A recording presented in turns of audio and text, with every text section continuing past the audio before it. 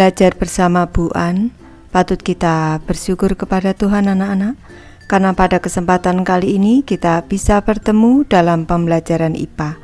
Materi ini untuk anak-anak ibu yang kelas 9, rangkuman materi bab 1 anak-anak, pertumbuhan dan perkembangan. Ibu akan membahas subbab A, pertumbuhan dan perkembangan manusia, ada di halaman 1 sampai dengan 7. Baik, ibu langsung membahas. Subbab A anak-anak, pertumbuhan dan perkembangan manusia. Sepanjang hidupnya, organisme akan mengalami pertumbuhan dan perkembangan. Organisme di sini yang dimaksud adalah makhluk hidup, manusia, hewan dan tumbuhan anak-anak. Faktor-faktor yang memengaruhi pertumbuhan dan perkembangan organisme antara lain lingkungan, makanan, gaya hidup, hormon, serta genetik. Pembelajaran ke-1 anak-anak, perbedaan pertumbuhan dan perkembangan. Bertumbuh berarti berkembang dan bertambah besar, tetapi untuk makhluk hidup memiliki arti yang berbeda. Bertumbuh adalah suatu proses yang dapat diukur dengan sistem. Contoh bertumbuh adalah penambahan tinggi badan dari 100 cm menjadi 150 cm, juga penambahan berat badan dan volume. Pertumbuhan dapat diukur dan dilihat jelas dengan mata. Sebaliknya, perkembangan tidak dapat diukur dengan angka. Perkembangan adalah proses penambahan kemampuan seorang manusia dalam berbagai aspek. Contoh dari perkembangan adalah seorang bayi, waktu kecil belum bisa berbicara, namun ketika sudah berusia 4 tahun, dia sudah lancar berbicara. Baik, ibu jelaskan sedikit anak-anak. Kalau tumbuh ini berarti bertambah tinggi, bertambah besar, bertambah berat.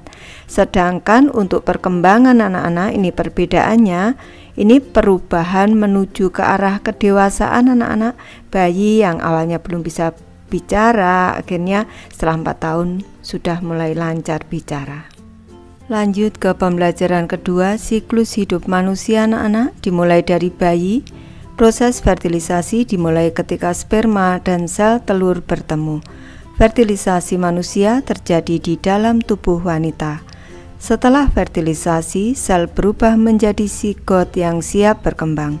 Sigot terus membelah melalui proses pembelahan yang dinamakan mitosis. Pada fase morula, sigot mengalami penambahan jumlah sel tanpa pertambahan massa sel. Selanjutnya, pada fase blastula, sel terus membelah hingga terbentuk rongga. Pada fase ini, sel-sel tersebut dinamakan blastosis.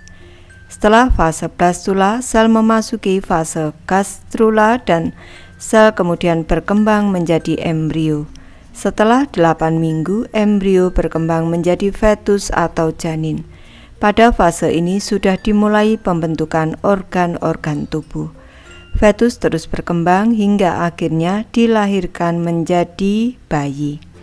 Baik, ini ibu siklusnya ini atau prosesnya anak-anak setelah fertilisasi. Ini adalah sigot anak-anak. Ini ibu jelaskan sigot. Setelah sigot ini memasuki masa fase morula anak-anak. Setelah morula, blastula. Setelah blastula ini gastrula. Setelah gastrula ini embrio. Ini embrio. Setelah embrio ini fetus atau janin. Setelah fetus atau janin ini bayi. Prosesnya seperti ini. Baik, kita cermati gambar proses perkembangan calon bayi dari fertilisasi menjadi blastosis anak-anak. Ini hari ke-0 ini terjadi proses fertilisasi, yaitu pertemuan antara sel sperma dan sel telur anak-anak. Hari ke-1 terbentuk sigot. Ini sigot membelah secara mitosis menjadi 2 sel. Selanjutnya pada hari kedua menjadi 4 sel. Hari ketiga menjadi 8 sel membelah lagi anak-anak. Selanjutnya ini setiap sel ini membelah menjadi 2 anak-anak, jadi 2 menjadi 4. 4 membelah, setiap selnya menjadi 8. Selanjutnya pada fase morula menjadi 16 sel. Selanjutnya morulanya membelah lagi 1 menjadi 2 menjadi 32 sel. Ini selanjutnya di sini terbentuk blastosis. Di sebelah kanan adalah gambar proses pertumbuhan dan perkembangan dari sigot sampai menjadi bayi. Dari sigot anak-anak, sigot membentuk embrio, embrio menjadi janin, janin ini akhirnya terbentuk bayi. Selama periode 1 hingga 2 tahun kehidupannya, bayi bertumbuh dan berkembang sangat pesat. Beratnya bisa bertambah berkali-kali lipat dibandingkan berat saat dia dilahirkan. Pada saat dilahirkan, ukuran kepala bayi seperempat dari panjang tubuhnya. Selanjutnya, bagian tubuh lainnya pun akan berkembang dan menyesuaikan. Saat sistem saraf dan ototnya berkembang, maka bayi bisa tengkurap, merangkak, dan kemudian berjalan. Mereka pun belajar untuk berbicara dan mengikuti perintah sederhana. Selanjutnya, anak-anak. Masa anak-anak dimulai pada usia 2 tahun. Mereka bertambah besar dan tinggi. Kemampuan motorik dan koordinasi juga sudah berkembang. Rasa ingin tahunya juga sangat tinggi dan kemampuan mentalnya juga sangat berkembang. Kemampuan berbahasa mereka juga meningkat drastis. Selanjutnya, yang C, remaja dan pubertas anak-anak. Fase ini adalah fase paling sulit bagi anak-anak karena banyak perubahan yang terjadi pada tubuh baik dari segi fisik maupun mental. Remaja adalah fase perubahan anak-anak menuju dewasa. Pubertas dimulai sejak anak-anak berusia 9 tahun sampai 15 tahun. Pubertas ditandai dengan perkembangan seksual berupa mulai aktifnya hormon-hormon reproduksi. Hormon reproduksi wanita yaitu estrogen dan progesteron membuat remaja putri memperlihatkan perkembangan seksual sekunder berupa dimulainya periode menstruasi. Untuk pria, hormon testosteron akan memicu pertumbuhan seksual sekunder dan produksi sperma. Selanjutnya kita cermati gambar perkembangan seksual sekunder pada remaja pria dan wanita anak-anak.